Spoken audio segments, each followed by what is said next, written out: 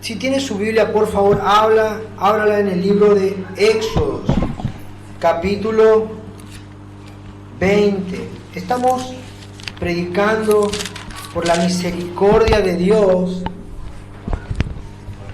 una serie sobre los 10 mandamientos. La verdad que ha sido de mucha bendición para la congregación y para todos los que pudieron compartir con nosotros. Quisiera por favor que leamos juntos desde el versículo 12 hasta el versículo 17. Cuando lo encuentra me dice amén. Amén. Gloria a Dios.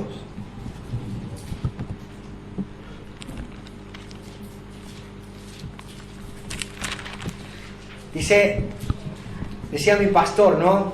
Que no hay, y lo estoy escuchando y me pone feliz, que no hay mejor sonido, no hay mejor música y no hay mejor canción que el sonido de una Biblia hojeándose. Allí es donde Dios está abriendo nuestros corazones de par en par para hablarnos. Así que estoy muy feliz de que usted tenga su Biblia de papel.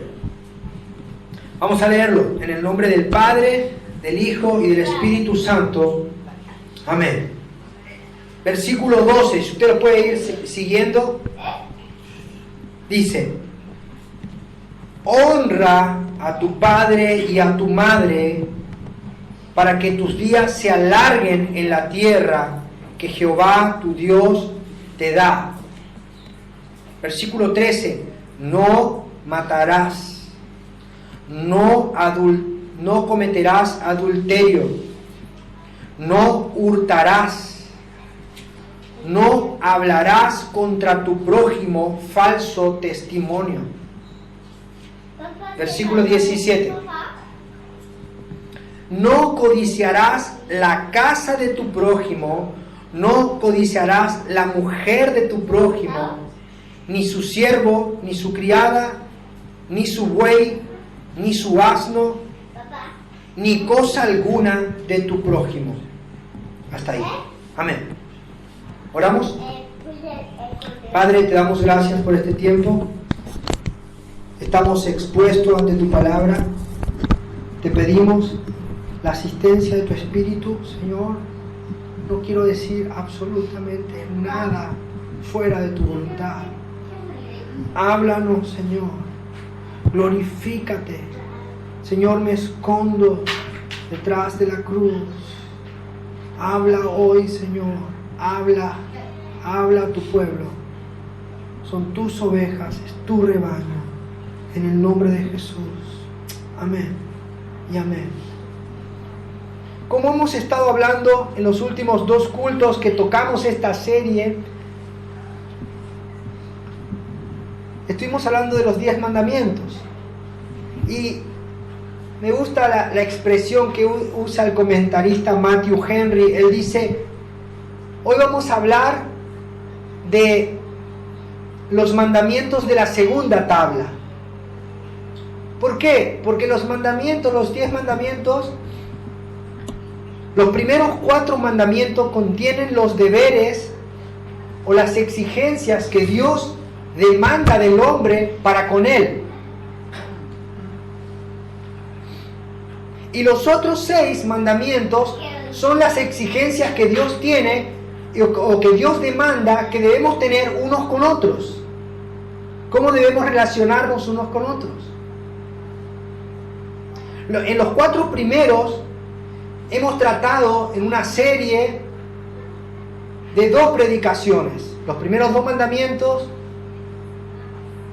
Hicimos una predicación que se llamó la idolatría, y ahí vimos cómo el primer mandamiento es no tendrás dioses ajenos, y el segundo mandamiento no te harás imagen ni ninguna semejanza. Se explicó claramente. Nosotros tenemos en la iglesia hoy la bendición de tener un hermano que se llama Jonathan. Él trabaja cuando todos duermen, es como una hormiga. Él edita los videos y los pone en las redes sociales. Así que, hermanos, si usted está por primera vez y no sabe, tenemos una página en YouTube que se llama Iglesia de la Gracia Irresistible. Tenemos una página en Facebook que dice Iglesia Bautista Reformada de la Gracia Irresistible. Vaya, póngale me gusta y comparta.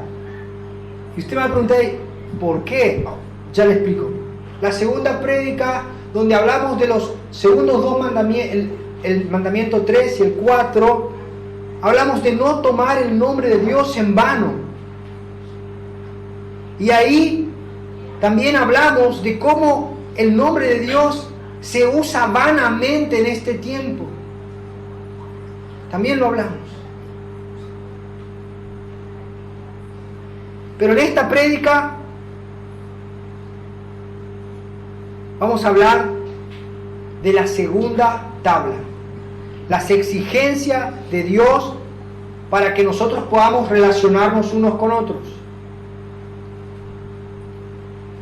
Así que yo le aliento, hermano, a que abra sus oídos espirituales y que el Señor nos hable.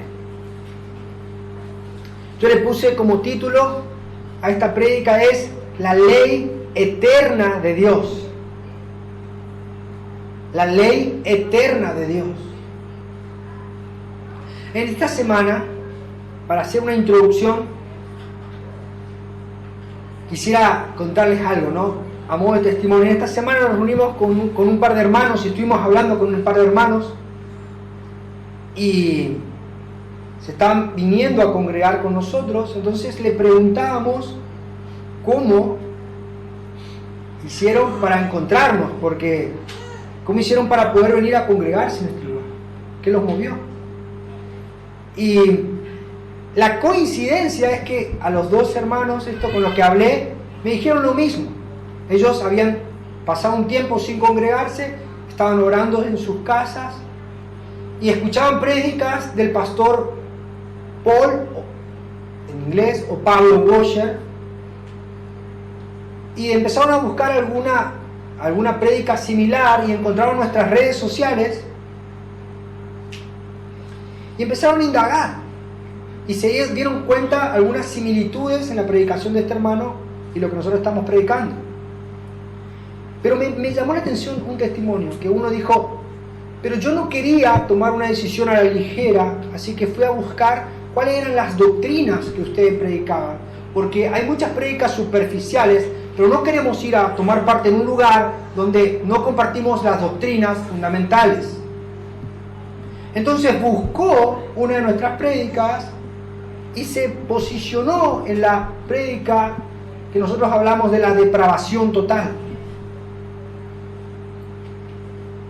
Y escuchó la prédica, fue a su Biblia, hizo un análisis exhaustivo de todo lo que nosotros hablamos y constató que lo que dijimos era bíblico. Luego de eso, pidieron hablar con un hermano y después recién se congregaron. ¿Por qué cuento esto? Porque esa es una actitud sana. Así nosotros debemos buscar una iglesia. La Biblia dice que nosotros no podemos aceptar a cualquiera que venga diciendo, así dice el Señor. No podemos confiar en lo que sentimos, porque engañoso y perverso es el corazón más que todas las cosas. No podemos confiar en señales, porque hasta el diablo tiene sus milagros. Debemos tener una actitud como los hermanos de Berea. En Hechos capítulo 17, dice que ellos escuchaban al apóstol Pablo día a día y escudriñaban en la verdad para ver si era cierto lo que decían. Y dice la Biblia de ellos que ellos fueron más nobles.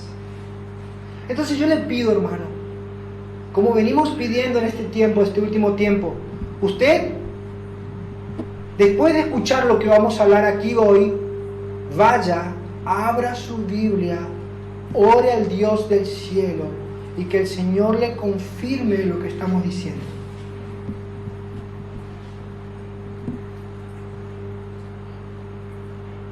La ley de Dios. Cuando Dios crea al hombre, le da una ley de obediencia universal y la escribe en su corazón. Es un precepto. El hombre sabía perfectamente por qué, porque el hombre fue hecho a imagen y semejanza de Dios. Él tenía comunión con Dios. Él sabía que estaba bien y que estaba mal. Además, le da un precepto extra y le dice: no comerás del fruto del árbol del conocimiento del bien y del mal. Y además le obliga a él y a toda su descendencia a que cumpla exacta y perpetuamente ese mandamiento. Y le promete vida eterna si cumple. El hombre tenía total libertad, tenía libre albedrío, podía decidir si podía obedecer o no. Entonces, el hombre entendía exactamente qué era lo que le agradaba a Dios o no. Aunque los 10 mandamientos no estaban escritos todavía en una tabla, en una ley. ¿Dónde encontramos eso? Vamos al libro de Romanos, capítulo 2, versículo 14. El apóstol Pablo está hablando y dice: porque cuando los gentiles que no tienen la ley hacen por naturaleza lo que es de la ley, estos, aunque no tengan la ley, son ley para sí mismos, mostrando la obra de la ley escrita, ¿dónde? En sus corazones, dando testimonio su conciencia y acusándoles o defendiéndolos sus razonamientos. La ley primeramente se escribió en el corazón del hombre. No hace falta que un niño entienda, no hace falta que un niño vaya y le expliquemos en la escuelita dominical cuáles son los 10 mandamientos. El niño sabe que está haciendo mal. Mi hija no sabe hablar todavía. Tiene 1 año y 8 meses y ella sabe perfectamente lo que está haciendo mal. Es el mejor ejemplo que conozco de lo que es una naturaleza caída. Ella por naturaleza opta por el mal. Y lo hace con picardía. Decimos eso no y ella eso quiere.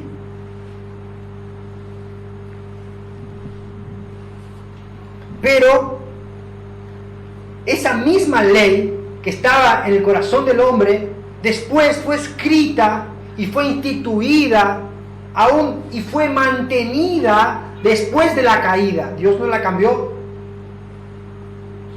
Al contrario, la establece y fue dada por Dios en el monte Sinaí. Y ahí es donde nosotros vimos estos mandamientos.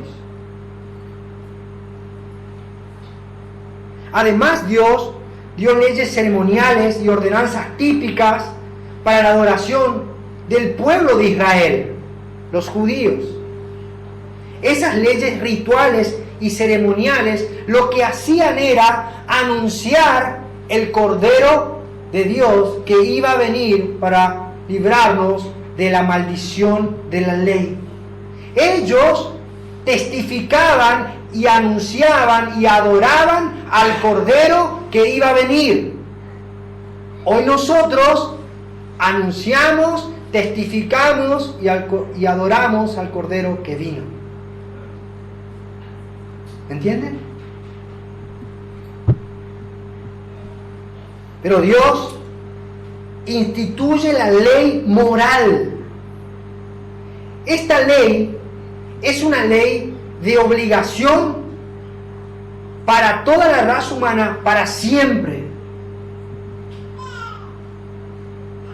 Tanto para los que son justificados, como para los que creen en Cristo, como para los que no. Cristo nunca dijo la ley se terminó, jamás.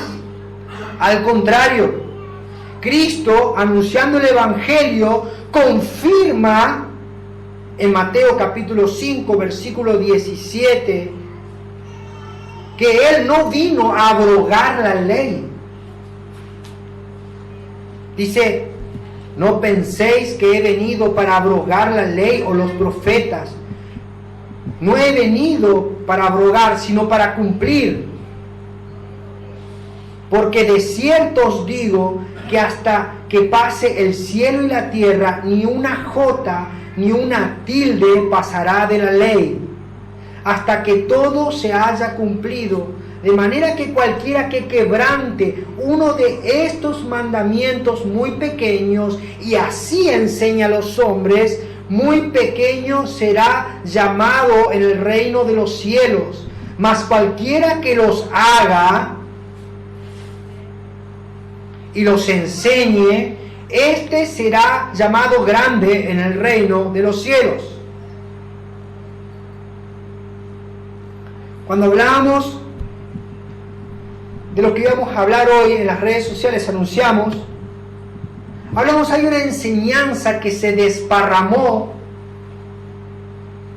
en el primer siglo, aún los apóstoles estaban vivos, y se desparramó una enseñanza que es una enseñanza herética, es una enseñanza perversa y es una enseñanza que va en contra del espíritu mismo del Evangelio. Esta enseñanza se llama el antinomianismo. ¿Qué es eso? El antinomianismo es una palabra que significa anti, es en contra, la nómina es ley. Entonces lo que hace es, el antinomianismo es en contra de la ley. Dicen que si yo estoy en Cristo, no tengo necesidad de cumplir los mandamientos, porque los mandamientos son del antiguo pacto. Y exaltan una cualidad o un atributo de Dios por sobre los demás atributos para dar libertad o tener rienda suelta para el libertinaje. Y usted lo va a conocer y lo va a entender cuando le diga, Dios es amor. Dios no condena, Dios no castiga, Dios es amor. Dios te ama tal como eres. Dios ama al pecador, pero aborrece el pecado. Todas esas cosas son mentiras. No es lo que dice la Biblia.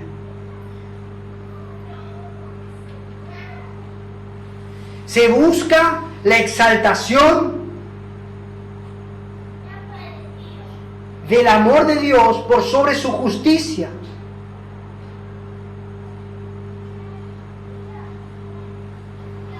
Entonces, ¿dónde vemos esto en la Biblia? Podemos ver esto claramente en 1 Corintios capítulo 5, cuando había un hombre que cometía pecados que aún ni siquiera en el mundo se cometían. También los nicolaitas en Apocalipsis capítulo 2, versículos 2 y 15, dice que enseñaban las enseñanzas de Balaam, le enseñaban a las personas a pecar y a fornicar y a adulterar, y tenían y toleraban a la mujer Jezabel. Siempre hubo y siempre va a haber personas que confunden libertad con libertinaje. Corrompen el Evangelio promoviendo la inmoralidad.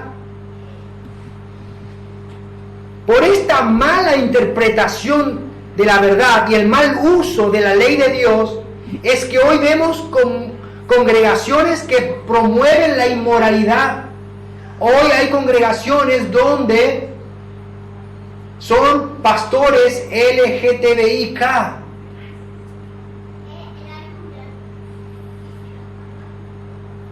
Pastores que aprueban el aborto.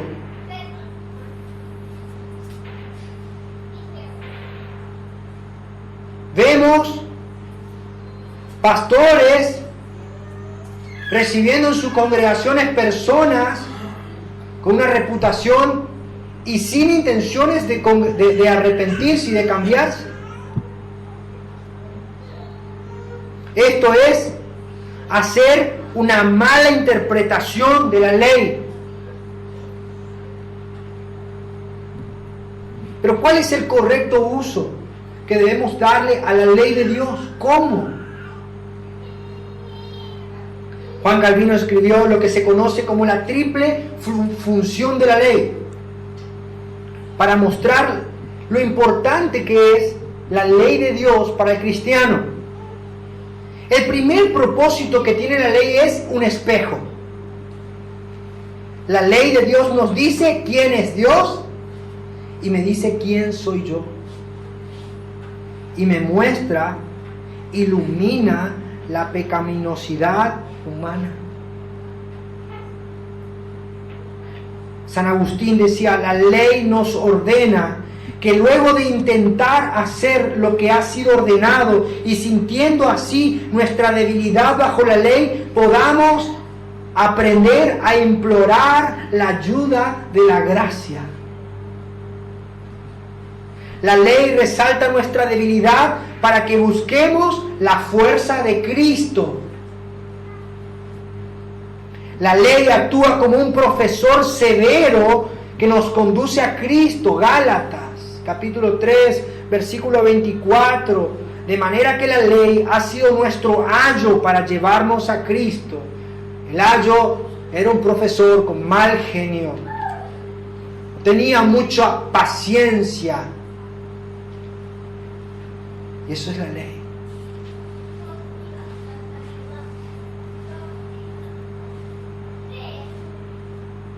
Hay una... Si usted leyó alguna vez El progreso del peregrino, dice que Cristiano estaba implorando y vino Moisés y lo golpeó. Y él lo miraba y decía, yo no tengo gracia, yo soy la ley. Y eso hace la ley. Nos golpea, nos expone, nos muestra nuestras miserias y nos hace buscar un Salvador. El segundo propósito que tiene la ley es: la ley por sí misma no puede cambiar los corazones humanos. Sin embargo, puede servir para proteger a los justos de los injustos. El propósito es que hay algunos que no temen a Dios, no les importa a Dios, y si fuera por ellos harían mal a todo el mundo, pero por lo menos le tienen miedo a las leyes. Entonces la ley de Dios es una justicia parcial hasta que venga el juicio de Dios.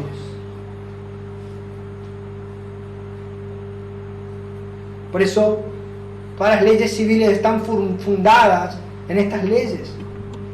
No matarás, no robarás. Entonces estas personas no temen a Dios, pero por lo menos tienen miedo a las consecuencias.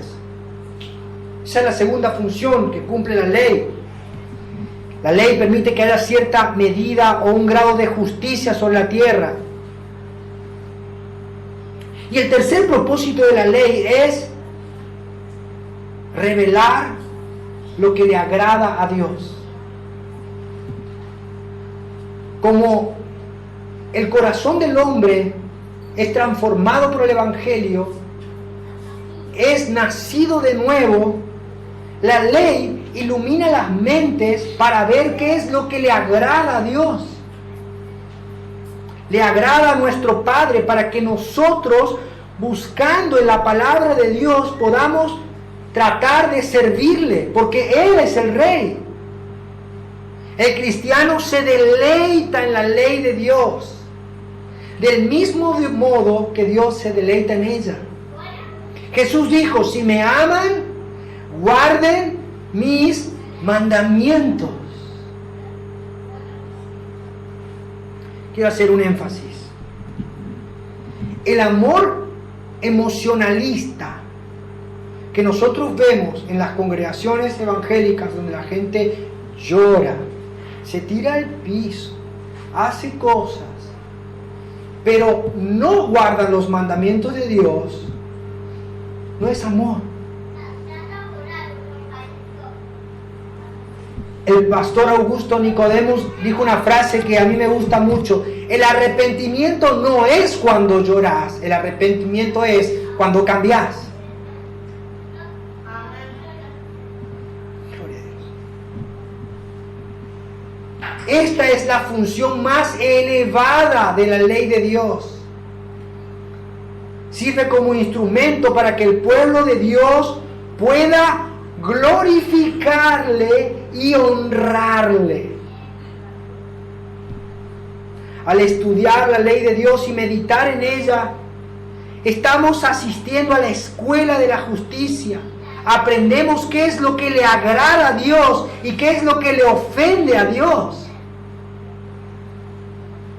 La ley de Dios, la ley moral de Dios, revela que las Escrituras nos compromete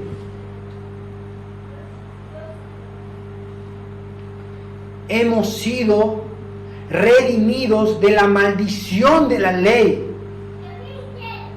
pero no hemos sido librados de la exigencia de obedecer la ley. Yo no estoy bajo la ley, hermano, así que yo hago lo que quiero. No entendiste nada.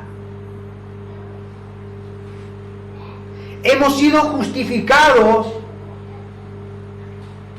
no porque hayamos obedecido la ley, sino para que podamos ser obedientes a la ley.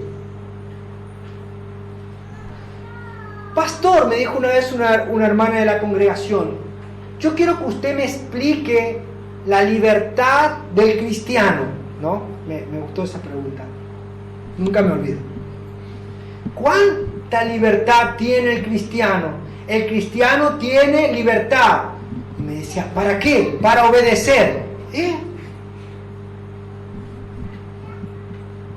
¿Por qué? Porque el no cristiano no puede ni quiere obedecer la ley de Dios, porque está bajo el lazo de Satanás que lo tiene prisionero.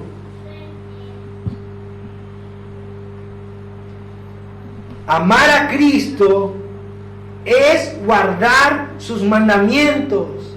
Amar a Dios es obedecer su ley.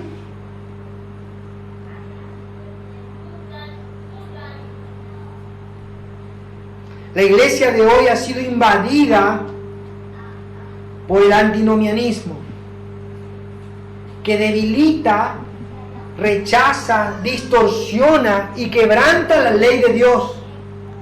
Hoy la gente tiene problemas, no tiene pecados. Por eso la gente no busca a Cristo y busca a los psicólogos. Por eso las personas no buscan una iglesia ni a los ancianos de la iglesia. Busca un especialista que le ayude a resolver su problema.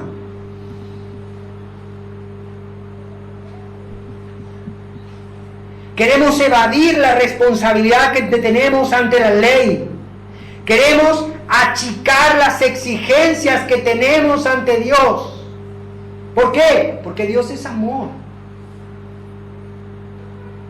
Y al hacer eso, cuando nosotros achicamos las exigencias de Dios, lo que en realidad estamos siendo, somos abogados de nuestra propia causa. Intentamos reducir la sentencia, sin darnos cuenta que no podemos tener promedios delante de Dios. Jugamos a los promedios.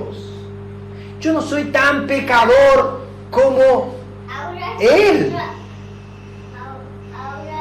Así que Dios seguramente me va a perdonar porque mi pecado es más chico que aquel super pecado de mi otro hermano.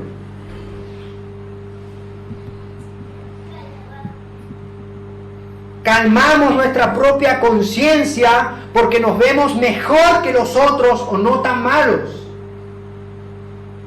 Pero Dios no hace acepción de personas. Él juzga a todos por igual y Él dice: el alma que pecare, esa morirá. Y por cuanto todos pecaron y están destituidos de la gloria de Dios. Y aún más, dice Santiago capítulo 2 versículo 10, porque cualquiera que guardare toda la ley, pero ofendiere en un punto, se hace culpable de todos. No podemos promediarnos, no podemos compararnos, no podemos excusarnos, no podemos negar nuestra responsabilidad.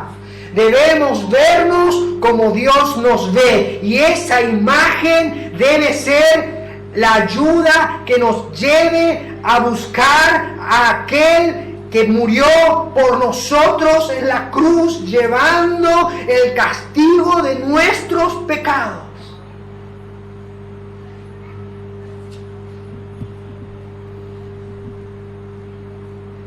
La ley nos muestra la necesidad de un Salvador. Cuando el Evangelio se predica de verdad, cuando la ley de Dios y la verdad de Dios son expuestas con claridad, es cuando el Evangelio realmente es eficaz.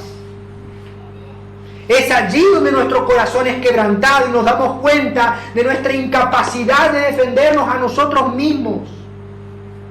Cuando vemos a Jesús en fe y en arrepentimiento, allí se cumple la profecía de Ezequiel, donde dice: quitaré de vosotros el corazón de piedra y daré un corazón de carne, y pondré dentro de vosotros mi espíritu y haré que anden en mis estatutos y guarden mis preceptos y los pongan por obra. Cuando vamos a Cristo y le decimos: Señor, soy culpable, soy un reo de muerte, merezco tu castigo y tu ira, no entiendo por qué no me mataste anoche mientras dormías, no entiendo tu misericordia, vengo ante ti, soy culpable, ahora te pido que limpies mis pecados.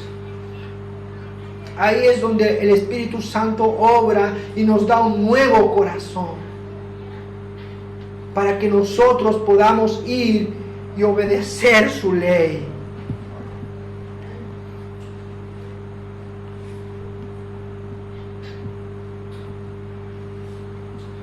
La ley de Dios es un freno contra el pecado. Dentro de nuestras iglesias es un freno contra el pecado. No podemos tener iglesias libres de disciplina, que el hermano entre, venga, destruya la congregación y se vaya como si nada. No. Las congregaciones bíblicas deberían ser más exigentes. No permitir que haya hermanos que ofendan y que dejen en vergüenza el nombre de Dios.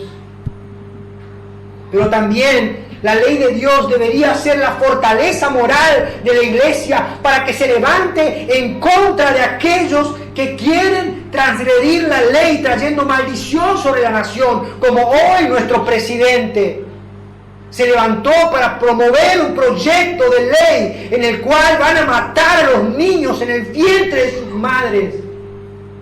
La iglesia debe decirle: no, no estoy de acuerdo, no estamos de acuerdo. Eso es quebrantar la ley de Dios, que dice: no matarás. Y nosotros como cristianos deberíamos estar dispuestos a decirle: Señor, presidente, excelentísimo, está equivocado.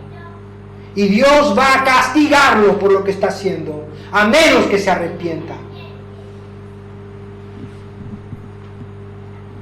Pero además la ley de Dios es una guía y una evidencia para saber si somos salvos.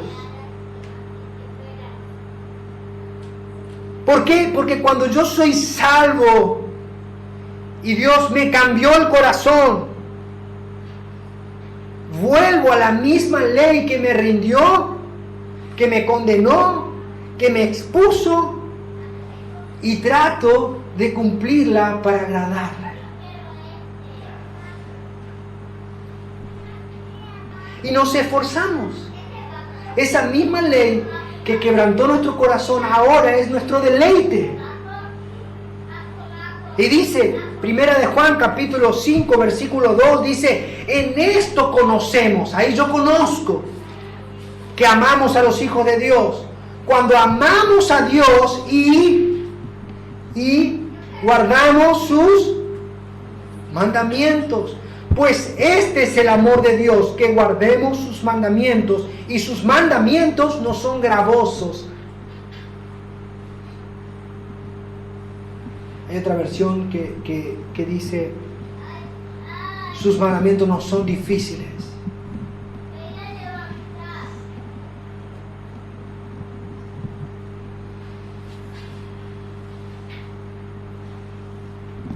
Así que el cristiano debe amar la ley de Dios y obedecer la ley moral de Dios. ¿Cuál es el desafío que tenemos como cristianos? ¿Cuál es el desafío que tenemos como iglesia bíblica? Hermanos, quiero decirles, estamos levantando la vara muy alta. Y esto no es un juego.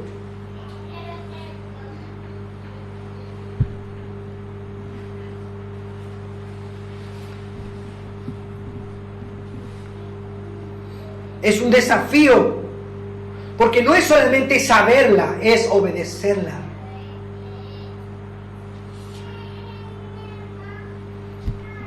Y eso solamente lo hace el Espíritu Santo. Solamente lo hace el Espíritu Santo. Santiago capítulo 1 versículo 22 dice, pero sed hacedores de la palabra, no tan solamente oidores, engañándoos a vosotros mismos. Porque si alguno es oidor de la palabra, pero no hacedor de ella, este es semejante al hombre que se considera un espejo su rostro natural, porque él se considera a sí mismo y se va y luego olvida cómo era. ¿Cómo era que era yo? Mas el que mira atentamente la perfecta ley, la de la libertad, y persevera en ella, no siendo oidor olvidadizo, sino hacedor de la obra, este será bienaventurado en lo que hace.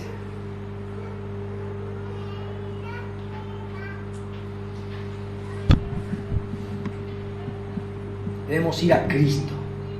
Cuando la palabra de Dios se predica, hay una sola persona exaltada y es Dios. Su santidad, su justicia, su misericordia, su redención en Cristo, como su palabra se aplica a nuestros corazones, el nuevo nacimiento por el Espíritu Santo. Por eso es que la Biblia tiene espinas para aquellos que no nacieron de nuevo.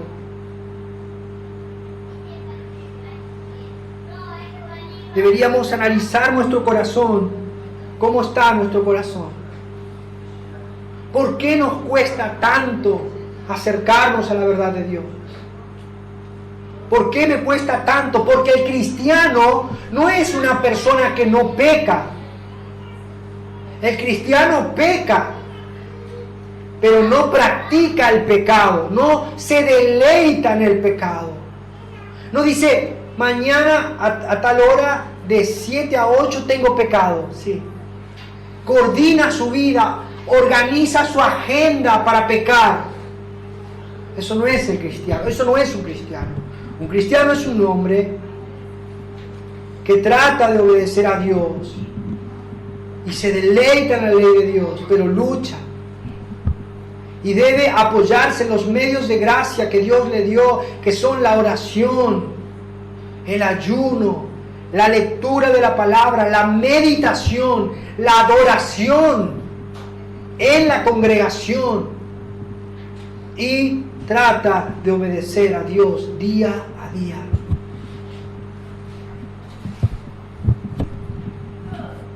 Hermano, quiero cerrar leyendo los 10 mandamientos. Y quiero que nos analicemos nosotros y que veamos qué dice la ley de Dios de mí. ¿Podemos hacerlo juntos? ¿Qué dice la ley de Dios de mí y qué dice la ley de Dios de ti? ¿Y con cuánta urgencia necesitamos a Cristo?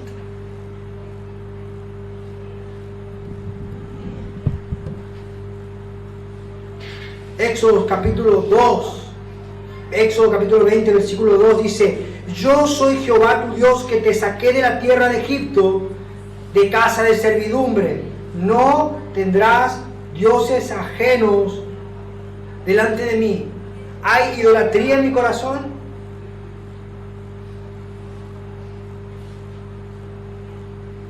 No te harás imagen. ¿Adoramos esas cosas que hacemos con nuestras manos? Es mi profesión, es mi trabajo.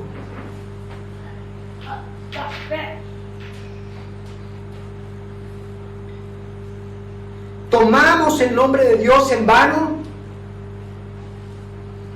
La gente que nos conoce como cristianos ve nuestra conducta y ¿qué dice de nosotros?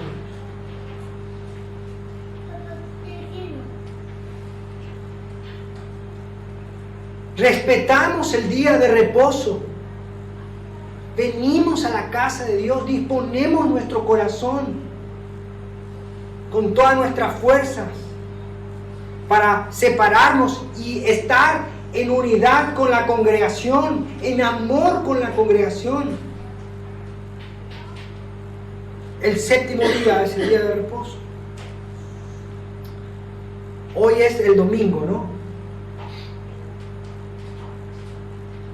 Honramos a nuestros padres y a nuestras madres.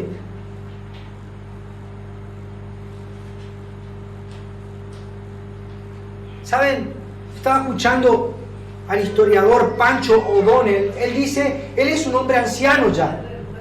Y dice, lamentablemente toda mi capacidad, toda mi sabiduría y todo lo que recogí a lo largo de los años hoy no tiene aplicación en la sociedad actual, porque todo el conocimiento que yo asimilé no es aplicable. A la gente no le importa qué pasó en el siglo III, en el siglo IV, sino lo fácil que puedo manejar un dispositivo electrónico, y los niños no les interesa. Entonces, lo que debería ser el pilar de nuestra sociedad, que son los ancianos, y eso debe pasar en la iglesia, terminan siendo un par de personas que saben hacer algunas cosas que llaman la atención. Por eso tenemos pastores de jóvenes a jóvenes que no saben rascarse la nariz.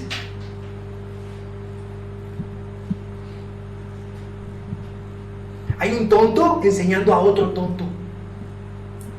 No puede dominar su propia vida, no sabe cómo es, pero está ahí diciendo cosas sin sentido. La iglesia verdadera debe tener personas, matrimonios consolidados, hombres que han vivido una vida, que tienen algo para transmitir, una experiencia vivida.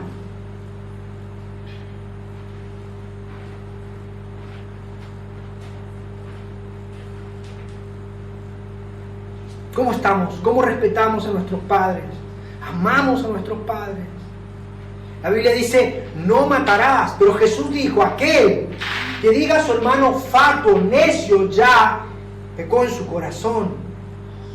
No adulterarás, no cometerás adulterio. Pero Jesús dijo, aquel que mirara a una mujer y codiciara en su corazón, ya adulteró en su corazón con ella. No hurtarás, no robarás. No hablarás contra tu prójimo falso testimonio. Eso es un pecado que en Argentina es la esencia. Eso es lo que hacemos.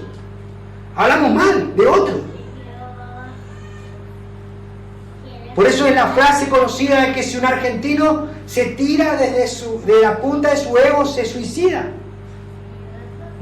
Porque creemos que somos mejores que todos. Y de hecho somos personas codiciosas. Nunca estamos conformes con lo que tenemos. Siempre queremos más. En definitiva, necesitamos a Cristo. Necesitamos a Cristo. Necesitamos al Cordero de Dios que quita el pecado del mundo.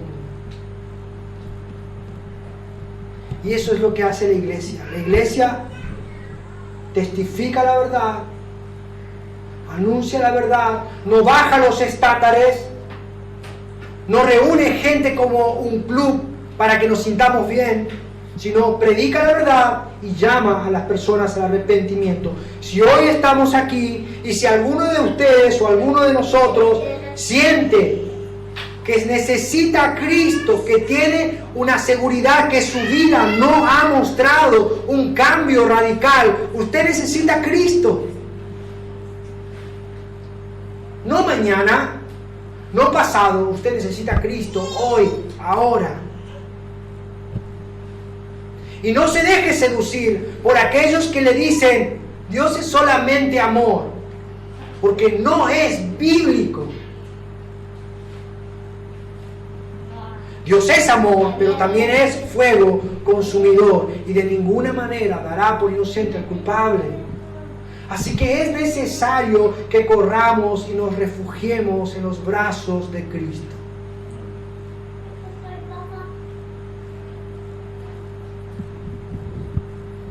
Ese es el uso de la ley. Bendita sea la palabra de Dios.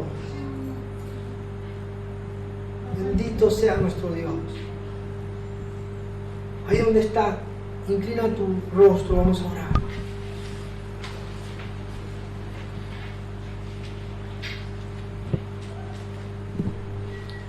Señor, te damos gracias. Nuestro corazón ha sido expuesto hoy. Te pedimos que tu palabra, Señor, siga operando en nuestras vidas. Nos dimos cuenta que somos transgresores de tu ley. Nos dimos cuenta que necesitamos arrepentimiento y necesitamos la obra expiatoria de Cristo en nuestras vidas. Señor, hoy nos acercamos creyendo no en nuestras capacidades, sino en la obra de Cristo en la cruz. Perdónanos, límpianos, restáuranos, cámbianos, danos un corazón, como dice Ezequiel, un corazón de carne. Escribe tus leyes en nuestra mente y en nuestro corazón y que podamos amarte, Señor. Que podamos buscarte, Señor. Que podamos glorificarte, Señor. Que nuestras vidas testifiquen de tu nombre. Señor, adoramos tu nombre. Gracias. Gracias porque no podíamos salvarnos a nosotros mismos. Tú eres nuestro Rey. Tú eres nuestro Dios. Tú eres nuestro Salvador. Ayúdanos, Señor, Te lo pedimos en el nombre de Jesús. Amén y amén.